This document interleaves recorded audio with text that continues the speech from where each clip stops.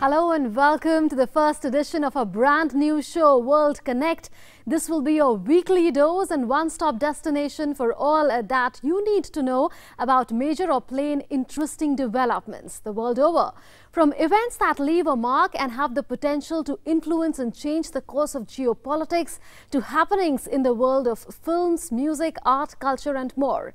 What makes this show different from others of the same ilk is that it will represent nearly all regions of the world.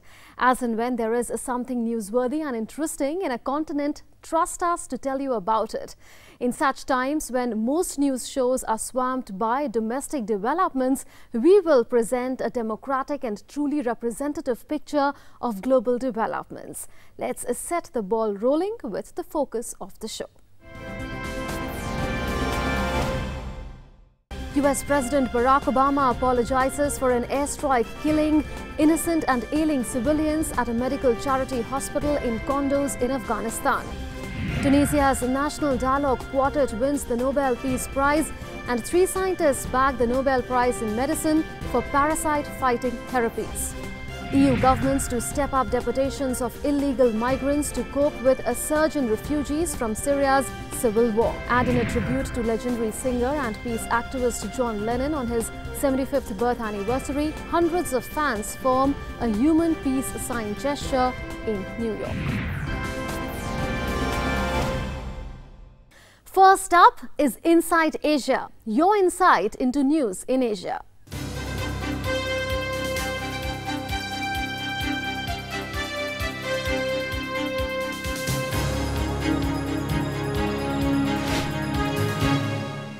An apology by a world leader is rare, but US President Barack Obama gave a fitting apology when a US airstrike killed innocent and ailing civilians. The airstrike on a hospital of a medical charity killed several medical staff and patients in strife-torn Kunduz in Afghanistan, even as the charity pressed for its demand for an independent probe. Tens of thousands of people in Kunduz can no longer receive medical care now when they need it the most. Today, we say enough. Even war has rules. Medical charity Médecins Sans Frontières, Doctors Without Borders, demanded a fair international probe into a deadly US airstrike on its hospital in Afghan city Kunduz that killed several medical staff and patients. Facing all-round criticism and condemnation for the accidental airstrike, US President Barack Obama apologized for the blunder. Obama also assured that there would be a thorough and objective accounting of the facts.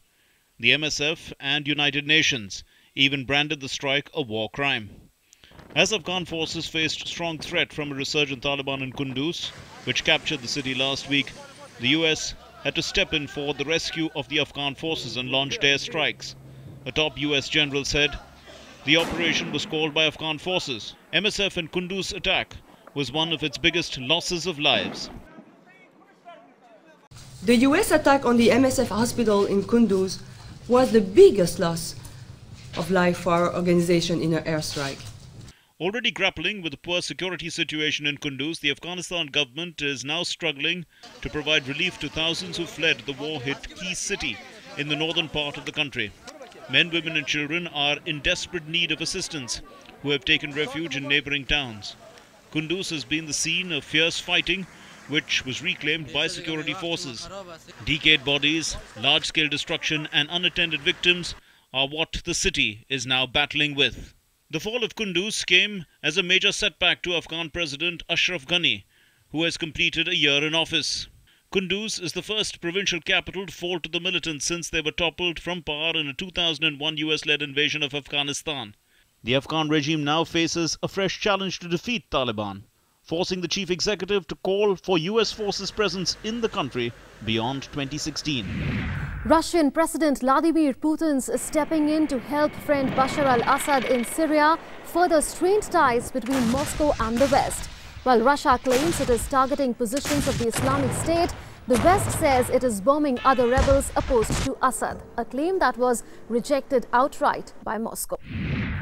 While US and Russia join issue on Russian airstrikes in Syria, another confrontation has raised its head in West Asia.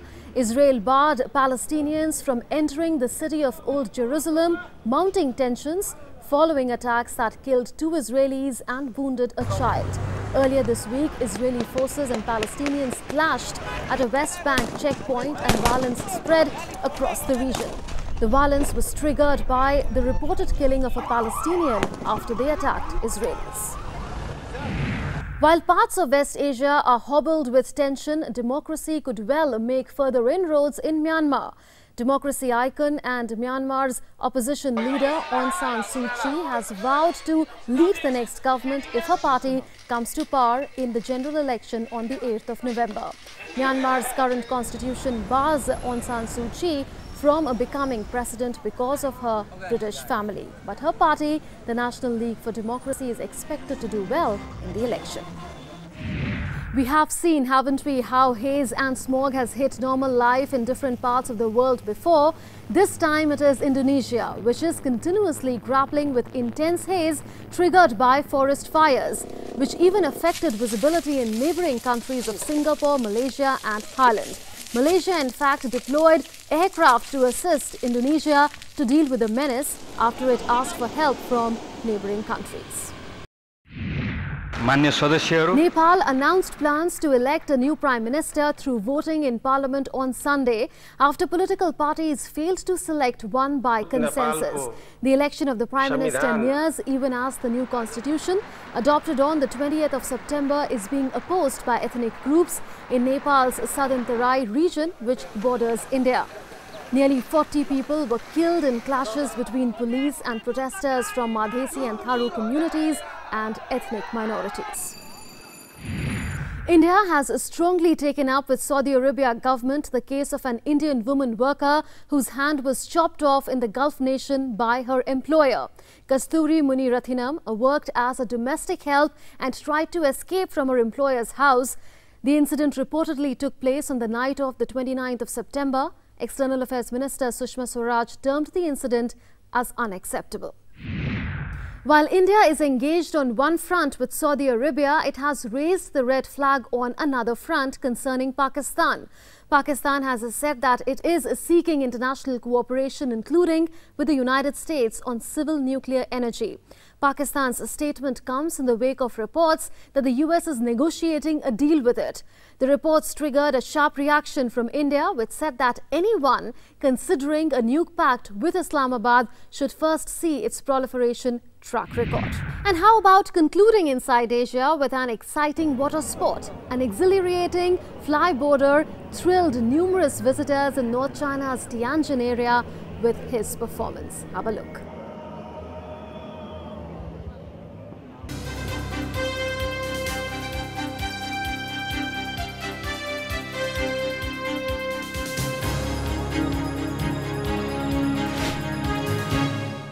In Euro Essence, we will take you through what's at the heart of news developments in Europe. The exodus from Syria and other war-torn countries to Europe has captured the attention of the world. While countries like Germany have adopted a more accommodating position, some others have not.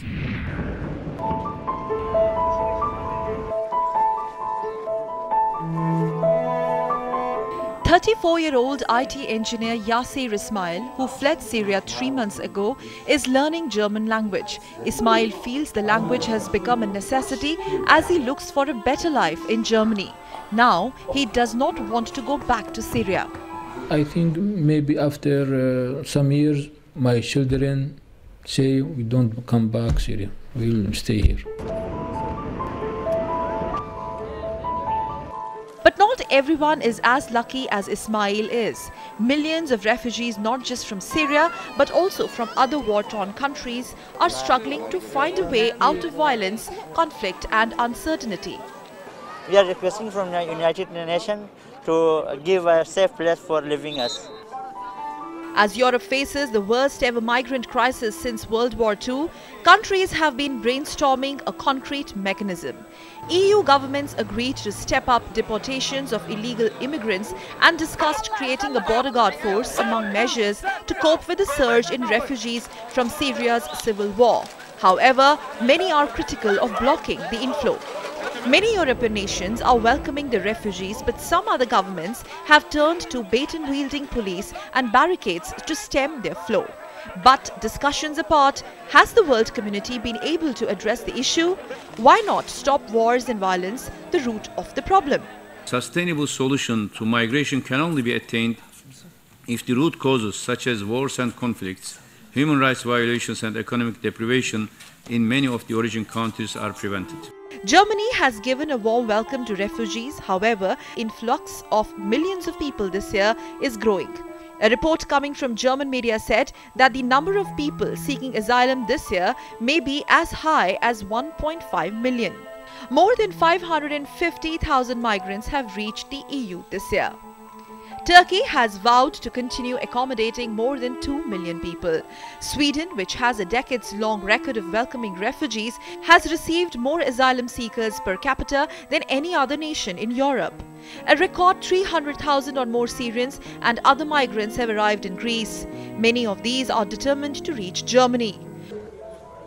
Hungary has adopted a tough stance on migrants, saying the responsibility must be shared as the mass movement is a result of international decisions and not just Europe. Most of the refugees are from Syria, who are fleeing civil war. According to an estimate, about 1 crore people have fled Syria since 2011. Heart-wrenching images of Syrian toddler Aylan Kurdi, who drowned off Turkish coast with his mother and brother in a bid to flee Syria, sparked outrage across the globe. With governments sparring over a concrete mechanism and also the responsibility sharing, a wholesome solution to the problem is still awaited.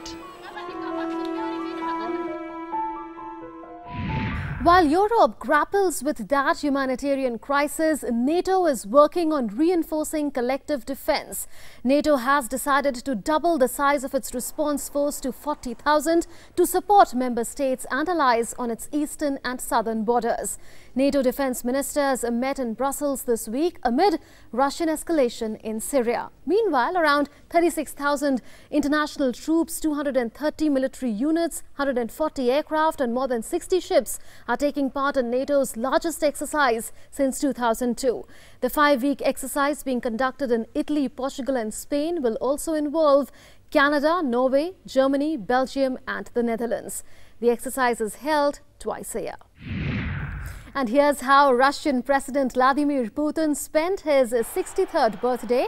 He did so at his favorite Black Sea resort of Sochi, taking part in an ice hockey match. The Russian leader showed off his skills by personally scoring 7 goals. Watch this and wait for news chronicling America.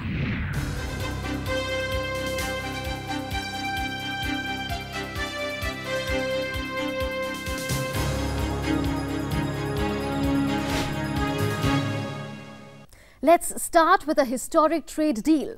After years of negotiations, 12 countries led by the United States struck a deal on the Trans-Pacific Partnership, the largest regional trade accord in history. Here's what the deal is all about and its likely impact on global economy.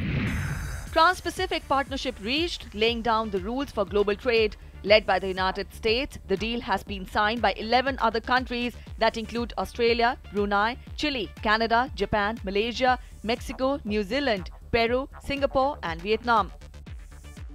The historic free trade deal seeks to deepen the economic ties between the member nations by lowering taxes on foreign goods and setting up uniform labor, environmental and human rights provisions and rules against counterfeiting and intellectual property theft. This agreement has the strongest labor standards of any trade agreement in history. It includes the highest environmental standards in history. Unlike past agreements, these standards, high standards around labor and environment, are actually enforceable. With a collective population of about 800 million, the 12 nations represent some 40% of the global economy. Should all the countries involved come to an agreement, the resulting trade deal would be the largest since the 1994 North American Free Trade Agreement. The deal that comes after years of bitter and tense negotiations is being seen as a win for the United States in its contest with China for clout in Asia. But there is equal criticism of the trade pact. Many believe that the deal benefits drug companies and does not address currency manipulation or might not do enough to create jobs. I'm worried about currency manipulation not being part of the agreement. We've lost American jobs to the manipulations that countries, particularly in Asia, have engaged in. With TPP signatories enjoying duty-free access, there are fears that price competitiveness of non-members' exports could get eroded. TPP has also drawn flack for having been cobbled together in secret. If everything goes right, the agreement would create a new single market like that in Europe, but it will be months before a final agreement is reached, as it now needs to be ratified by each of the individual member countries, and with dissent already growing louder in the member countries, the going only would get tough. With still no clue about the whereabouts of 43 students in Mexico 1 year after they went missing, the government of Mexico is facing criticism over poor handling of the issue, and desperate parents have vowed to continue their protests. 1 year on, the families of 43 students that went missing on the 27th of September last year are still struggling to find answers. The incident in the southwestern city of Iguala sends shockwaves through Mexico and the world. Desperate families and fellow students have rejected the government's version that students were incinerated in a garbage dump and their remains were thrown in a nearby river. They've been staging protests and demonstrations to press for their demands. Clashes broke out on the 26th of September this year during a protest to mark the first anniversary of the disappearance of the students. Relatives are skeptical of the government's theory and are demanding that their loved ones be returned alive. This flame of indignation, which 1 year on is still current, is still lit, continues to demand truth and justice for what occurred here, because we know that this must not be forgotten. We know that this must be fully cleared up, and those responsible should be punished, and measures must be taken so this never happens again. The government has been facing criticism for the way it dealt with the matter. Salvador Cienfuegos, Mexico's defense minister and also the head of the Mexican army, made it clear that international experts will not be allowed to interrogate troops in this matter. There are allegations that Mexican troops may have been involved in the apparent massacre of the students.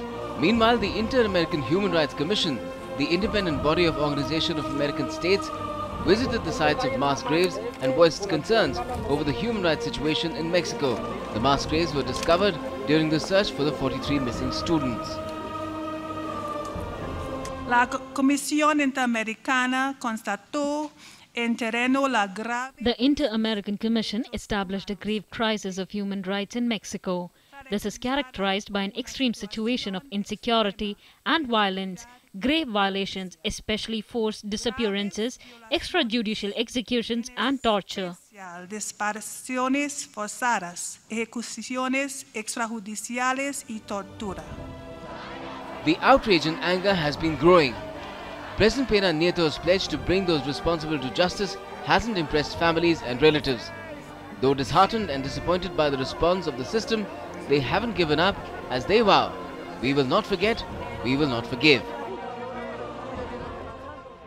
Haiti is set for its date with democracy. It will hold its first round of presidential elections on the 25th of October. Local elections and the second round of the legislative elections will also be held on the same day. The first round of voting, which was held in August 2015, was disrupted by violence. This election is long overdue, as the legislative elections were cancelled in 2011 and in 2014.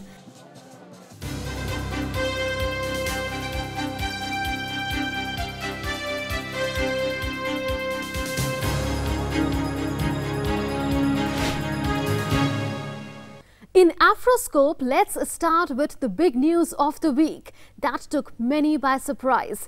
Tunisia's National Dialogue Quartet won the Nobel Peace Prize for helping the country's transition to democracy. The quartet is credited with creating a national dialogue between the country's Islamist and secular coalition parties amid deepening political and economic crisis in 2013. Leaving behind all high-profile contenders for the Nobel Peace Prize, Tunisian National dialogue quartet surprisingly won the highest recognition for helping the country's transition to democracy after the 2011 Jasmine Revolution. The quartet comprises 4 organizations: the Tunisian General Labour Union, the Tunisian Confederation of Industry, Trade and Handicrafts, the Tunisian Human Rights League and the Tunisian Order of Lawyers. The Nobel Committee said, "The quartet established an alternative, peaceful, political process at a time when the country was on the brink of civil war." The quartet honoured on Friday were vital in helping Tunisia negotiate its way through the crisis. Its intervention helped pave the way for the adoption of a new constitution and the holding of parliamentary and presidential elections in October and November 2014. This is a positive message for countries and states that experienced revolutions and where conflicts and dangers still exist.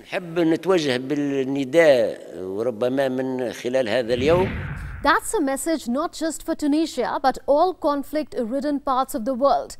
The United Nations has proposed a unity government for Libya after months of talks between opposing factions. The UN envoy for Libya announced a proposed list of cabinet members for a national government. Differing political groups have until the 20th of October to vote on the proposal. Libya could well be in the midst of political transformation that may change lives there. But there is a lot more happening that is touching human lives elsewhere.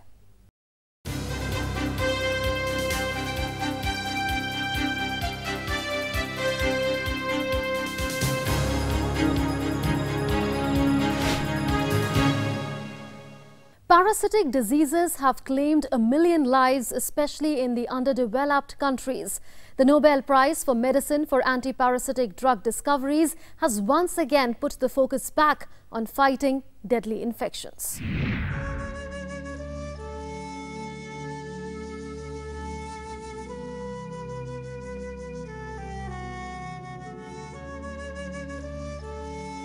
Million lives lost, 1 million more at risk. The diseases that have plagued the impoverished nations for years back in focus, albeit for a Nobel reason. The breakthrough drugs that now treat the deadly infections have won 3 researchers a Nobel Prize. Parasitic worms affect nearly 1/3 of the world's population in Africa, Asia, and in the pockets of Latin America. In the sub-Sahara Africa, malaria kills a child every 30 seconds. The numbers are staggering. Not that the treatment is not available, anti-malarial drug artemisinin that got Chinese researcher Youhu Tu her Nobel Prize was discovered way back in 1972. Ivermectin, the drug that fights river blindness and lymphatic filariasis and got Ireland's William Campbell and Japan's Satoshi Omura their share of the Nobel too, has been in markets since the 80s. Both the drugs are available free or at low cost. The need is to ensure it reaches the most downtrodden. We now have the tools to start an eradication program that we as of yet only have been able to establish for smallpox. Now we can add the hope of within a 10 to 15 years time eradicate both river blindness and elephantiasis. The Nobel Prize winners too believe in the greater need of research and work in this area. Domestic animals and people, the worms that live inside the body, they do a lot of harm, different kinds of harm caused by different kinds of worms, but they often cause serious disease such as blindness in the case of river blindness and also death. And so there's a great need for drugs. The discovery of drugs, the mainstay of fighting these parasitic diseases, have proved to be a paradigm shift in medicine. But for countries that still battle the menace of poverty, the fight is far from over. For it's not just the disease that kills, but poverty. Even the Nobel Prize for Literature came as a surprise to many, with a work of non-fiction winning it. In a touching gesture, a Jordanian comedy group has come up with a unique way to highlight the problem of unemployment in the country.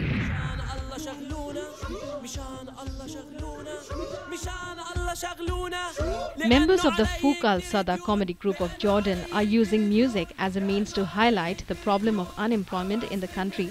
The parody of the English song Uptown Funk has become a viral hit on YouTube.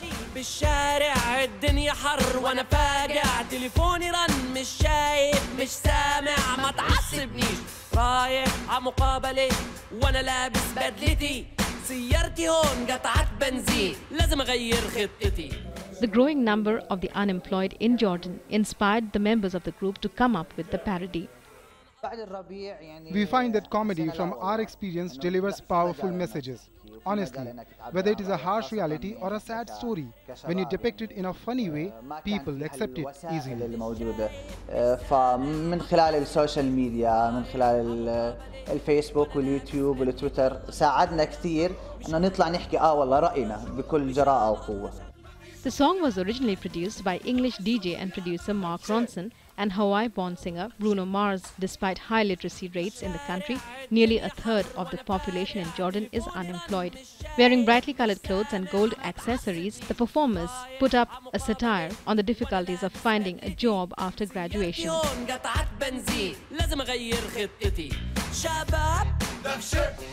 Unemployment has been a consistent struggle for the country's youth. Recent World Bank figures show that around 33% of the population is without work. The musical parody is a unique and interesting way to reflect the most common problem faced by the youth. Let's hope the parody strikes the right chord.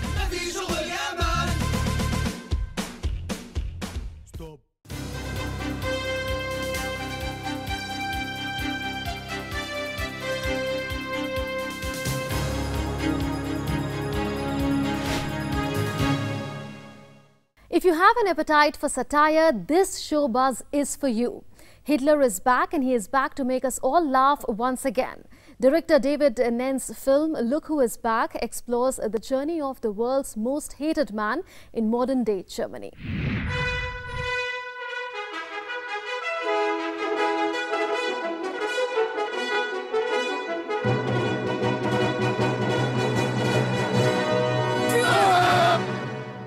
Adolf Hitler, after a leap of 70 years, wakes up in the 21st century Germany, and this time his career takes a surprise turn. David Wendeth's film Look Who's Back, based on a satirical novel of Timur Worms, follows Hitler's journey as a stand-up comedian in the modern-day Germany. The intense range of conversations Hitler, played by Oliver Masucci, has with normal Germans surprisingly discloses their right-wing tendency and how they would vote for him. It was frightening to see how far spread it was. No matter the region or the age group, there were so many that argued against foreigners, that complained about democracy. The film offers a sharp departure from a string of previous Hitler depictions, as it captures the reactions of present-day Germans towards the world's most hated man and weaves them into the fictional scenes in the film.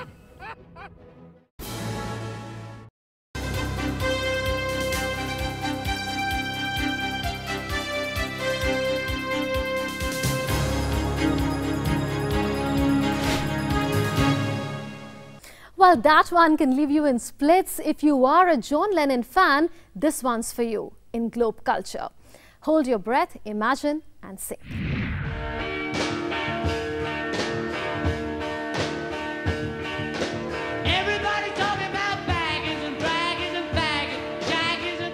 Legendary singer and peace activist John Lennon was remembered in a unique way in New York ahead of his 75th birth anniversary. Lennon was among the founders of Beatles band, known for its timeless music, who rose to worldwide fame for his songs and activism. People of all age groups gathered in Central Park to form a human peace sign gesture to pay tribute to Lennon's contribution. Lennon's wife was overwhelmed with the support. He would have been very proud because it's in his name. Thank you. Happy birthday, John. Everybody's talking about Black Lives Matter. Lennon was born on 9th of October 1940 in the British city of Liverpool and came to the United States in the early 70s. With Beatles and even without the band, Lennon produced many critically acclaimed albums and songs. The iconic songs such as Give Peace a Chance, Working Class Hero and Imagine made him popular across the globe.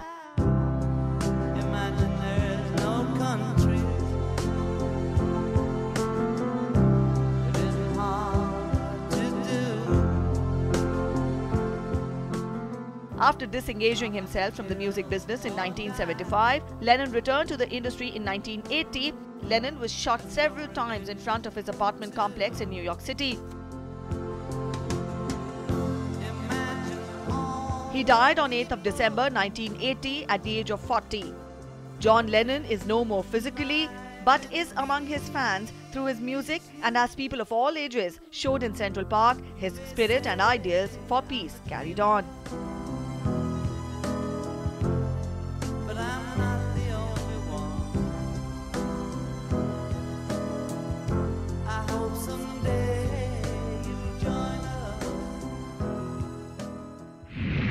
And this one is going to be a visual delight. Some 550 hot air balloons were flown in the International Balloon Fiesta in Mexico, an annual event in which ballooners from 22 countries took part.